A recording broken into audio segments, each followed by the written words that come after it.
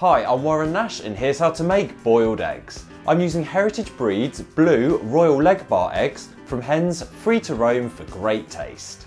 Begin by bringing a saucepan of water up to boiling point on the stove. Then take the number of eggs you want to cook and turn the heat down slightly on the stove until the water's at a gentle boil. Then gradually lower in the eggs. Leave to cook for between 3.5 and 4 minutes for soft boiled, about 7 minutes for medium and about 10 minutes for a hard boiled egg. And what's great about using Royal Legbar eggs is the rich tasting and deep coloured yolk thanks to the hen's high welfare standards.